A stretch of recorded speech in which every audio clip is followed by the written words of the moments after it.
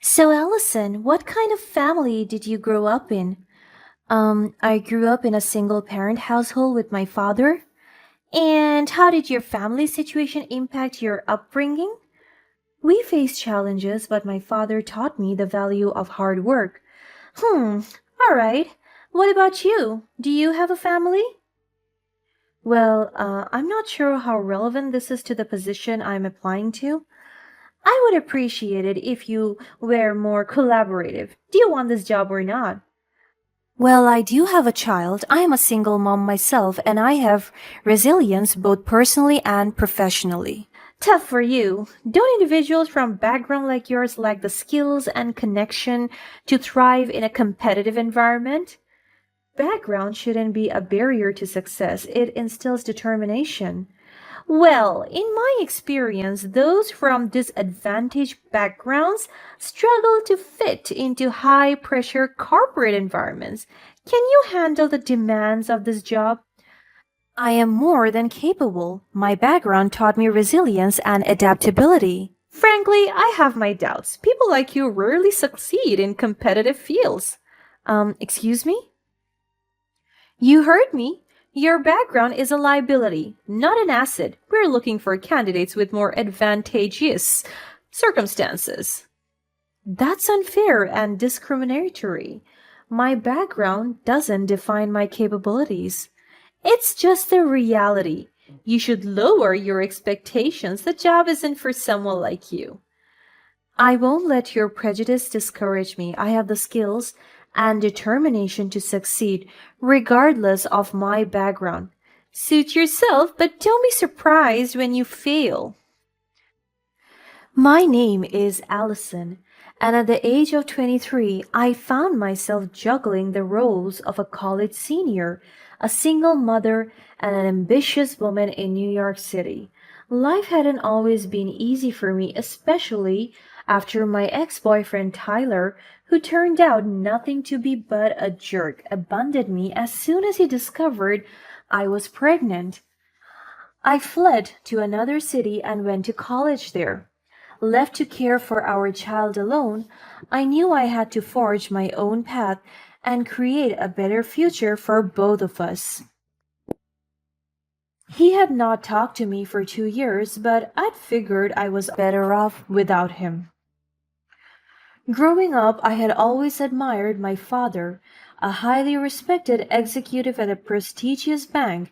His unwavering dedication and success in his career served as an endless inspiration for me.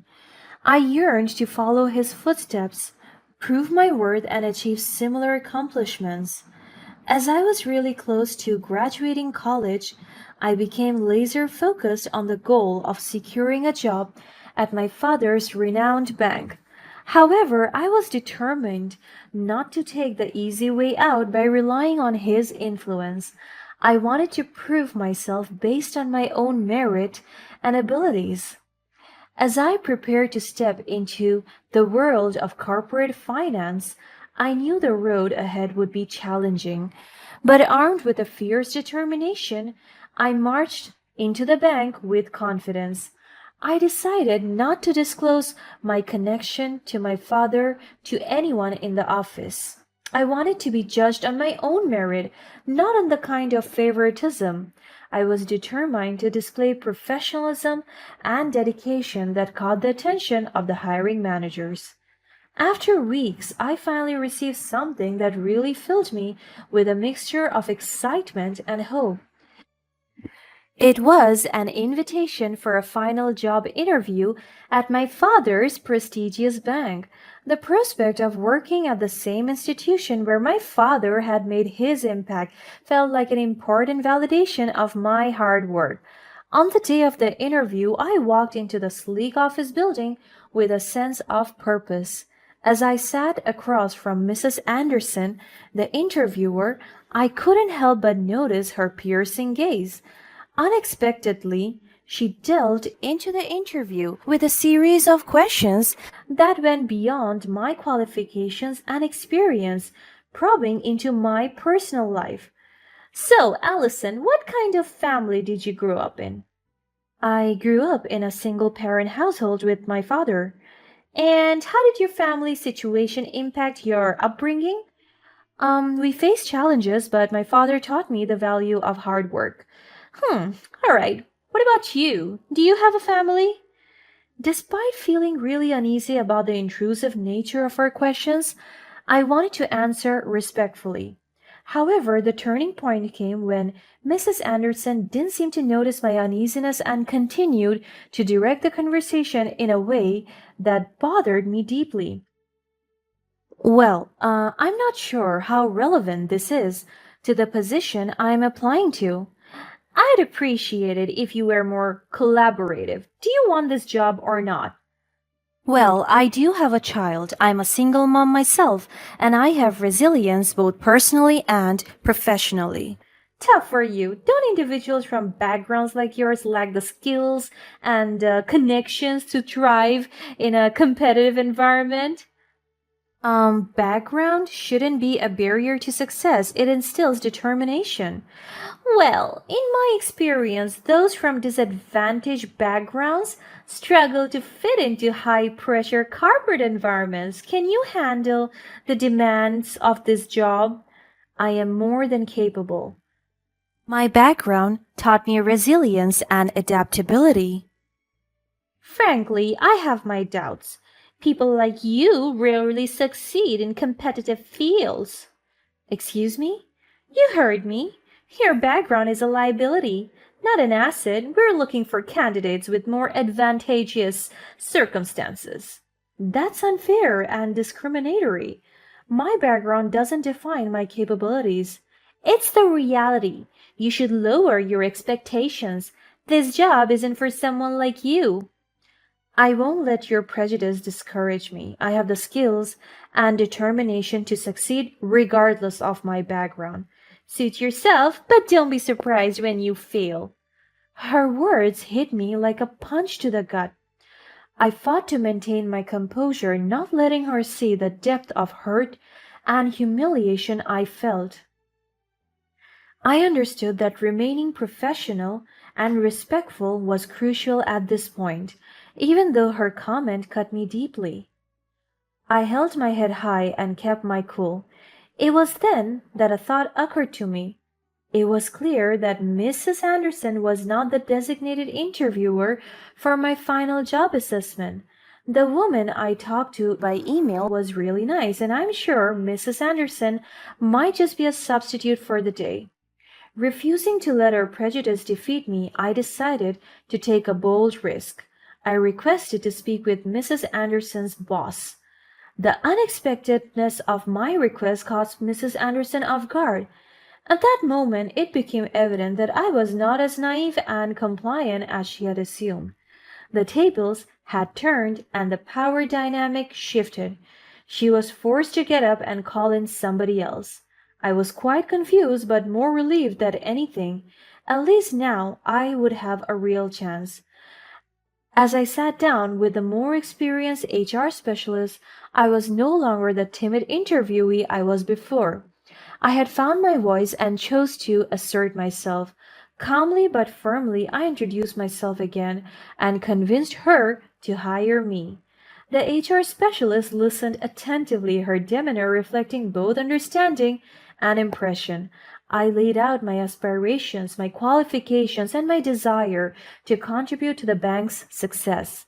I went quite well, and I couldn't help but feel Mrs. Anderson would not let me into this company, judging from her toxic behaviors. As I left the interview room, doubts began to creep into my mind.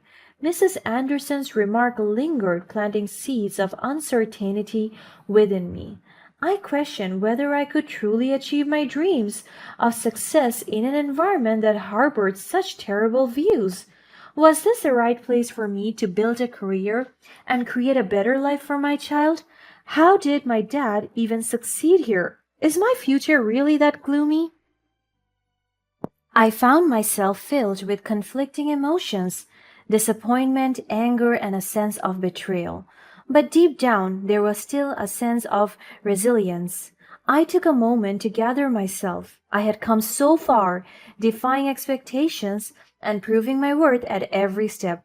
While Mrs. Anderson's comment had wounded me, it would not define me or my future. I refused to let her narrow mindedness drag me down. A week later, my persistence and determination were rewarded when I received an email from the bank. I had been offered a job with great compensation. The joy that flooded my heart was immeasurable. I couldn't contain my excitement and took to social media to share the incredible milestone. Posting on both Facebook and Instagram, I celebrated the new chapter in my life with so much excitement. The support and encouragement from friends and family were so meaningful to me. The joy I felt was not just for myself, but for all those who had stood by me throughout my journey. With gratitude in my heart and a renewed sense of purpose, I stepped into this new chapter of my life. The journey was far from over, but I was ready to embrace the challenges and embrace the opportunities that awaited me at the prestigious bank. Just as life seemed to go so well, a message from Tyler disrupted everything. It had been years since we had any contact, and I certainly did not expect him to resurface now, crawling back into my life just like that. Hey Allison, it's been a while. I hope you're doing well. I've been thinking a lot lately and I miss you. I want to be a part of our child's life. Can we talk and figure things out? The audacity of his words left me taken aback. How could he expect me to trust him after he had abandoned us when we needed him the most?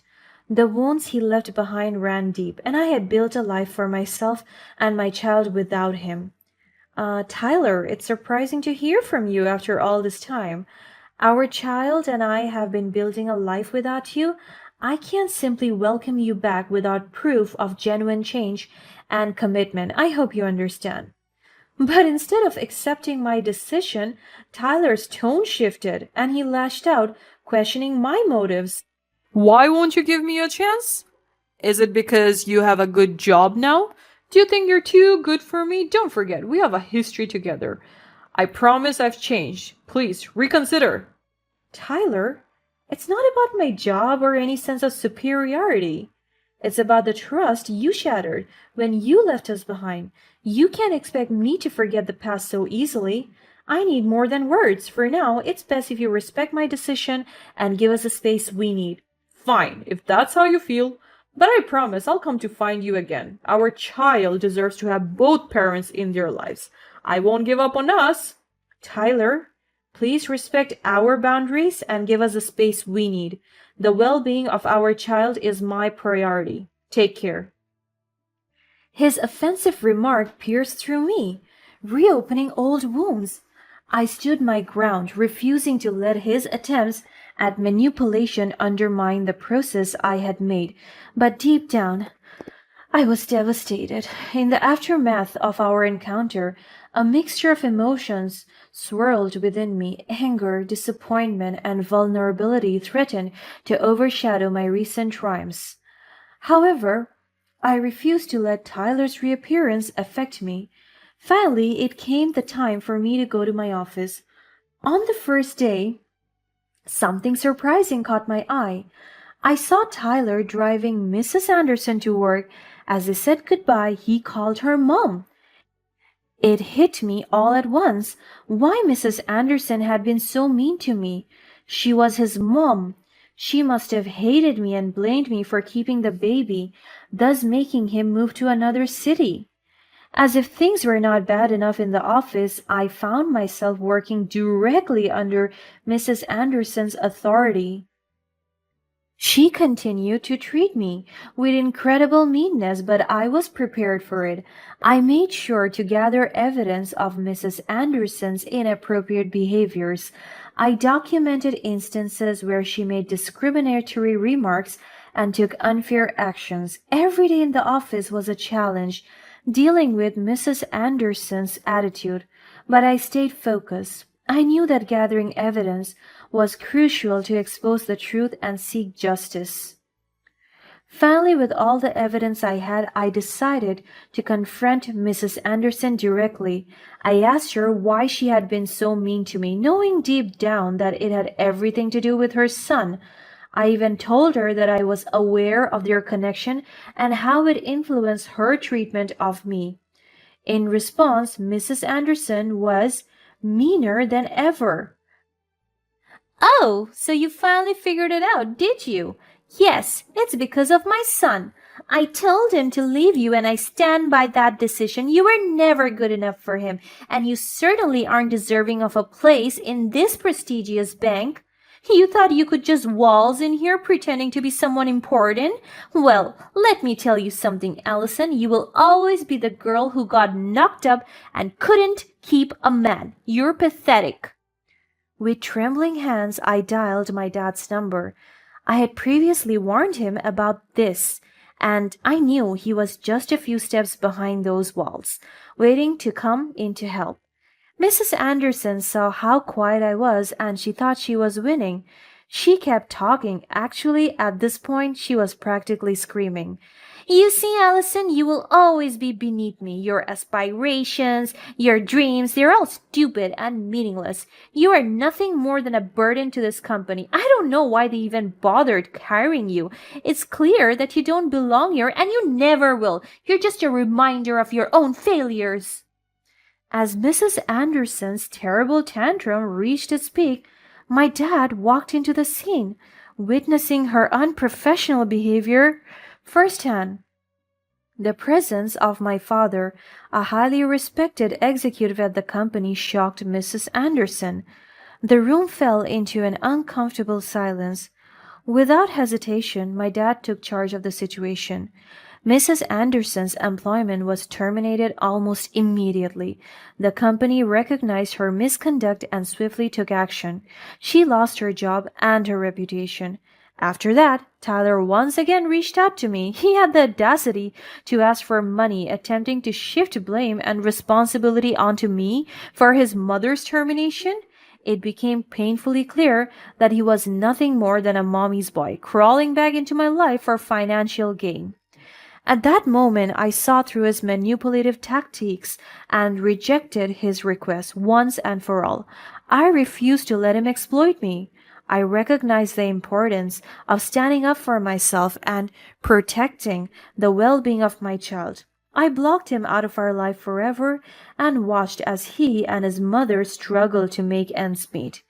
In the aftermath of these events, I held my head high, knowing that I had confronted injustice and fought for what was right. The sense of accomplishment and pursuit of a fulfilling career became my driving force. With resilience and determination, I left behind the toxicity of the past and embraced a brighter, more promising future. I can't wait to build a beautiful life with my child, with the help of my hard-working, loving father. I have had my happy ending after all. What about you? What would you do if you were in my position?